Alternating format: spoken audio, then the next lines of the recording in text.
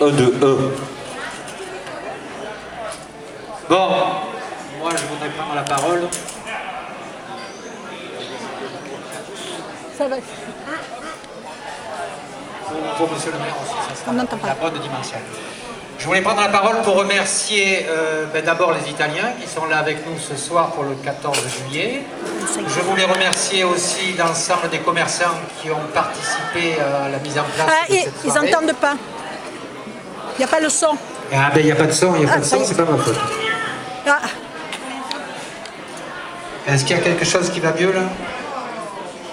Ah, là c'est mieux, là, voilà. Donc je répète, je voulais remercier tous les Italiens. Je voulais aussi remercier les commerçants qui ont participé à cette mise en place. Ils sont nombreux, au moins 4 ou 5.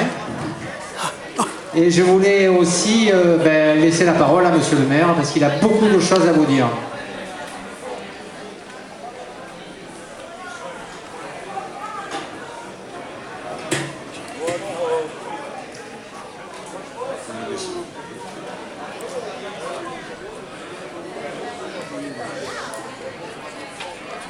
là, là, là.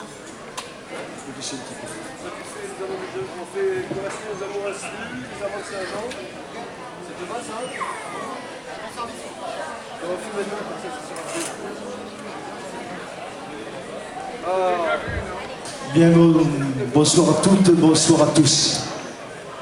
Chers Farnésianes, chers Beaumontais, 20 ans d'amour, c'est l'amour fort, chanté Jacques Cabrel. Dès lors que pouvons-nous dire des 25 ans qui nous unissent sur cette route qui mène de Farnèse à Beaumont-de-Pertuis. Il y a cet amour réciproque, ce rapprochement culturel et cette harmonie qui, je crois, sont de beaux symboles et un bel exemple de ce que je dois être la fraternité européenne. J'en veux pour exemple ces rencontres qui ont lieu alternativement à Farnèse et à Beaumont. Moments de partage et d'échange, et pour tout dire, de profonde amitié. Dès lors, nous nous devons de rendre hommage à tous les artisans de ce jumelage et à ceux qui aujourd'hui œuvrent au quotidien afin de poursuivre cette belle aventure. Notre président actuel, Raoul Ponce, mais aussi la présidente du jumelage de Farnèse, Myriam Monod, ainsi que le maire de notre ville jumelle, Massimo Biagini.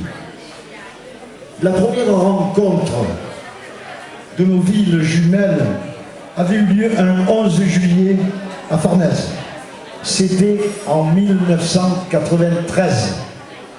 Aujourd'hui, à Beaumont-de-Pertuis, nous nous retrouvons en France pour le jour de notre fête nationale. Là aussi, le symbole est très fort.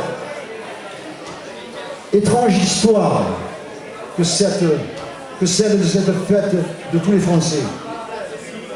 Elle marque le début symbolique de l'insurrection du peuple de Paris contre le pouvoir royal. Et ne l'oublions pas que dès l'année suivante, cet événement a été déjà fête nationale. Non pas fête républicaine, loin s'en faut, mais fête de la fédération. Autant dire fête de la réconciliation. Une monarchie constitutionnelle se mettait en place. Le petit peuple, les notables, mais aussi le roi et la reine étaient présents au Champ de Mars, notamment pour assister à une messe célébrée par Talleyrand, évêque d'Autun. Mais le 14 juillet ne sera fête nationale qu'en 1880. Et la belle unité de cette journée du 14 juillet 1790 restera sans lendemain. La Révolution française, c'est la marque d'un peuple qui a su trouver la fierté de se soulever contre le système inacceptable qui a su trouver la force et le courage de dire assez et de ne plus se soumettre. Le 14 juillet marque la fin d'une époque, celle des castes, des dominants et des dominés, du pouvoir absolu, celle de l'abolition des privilèges, intervenue le 4 août, 3 semaines plus tard, celle de la naissance de notre devise, liberté, égalité, fraternité, ces 3 mots merveilleux que nous devons encore et toujours de faire vivre, ce qui n'est pas nécessairement facile.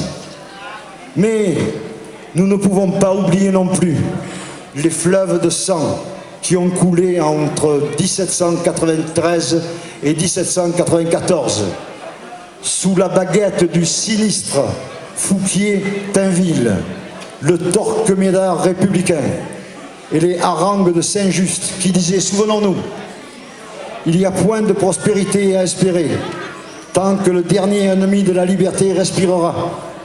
Vous avez à punir non seulement les traîtres, mais les indifférents même.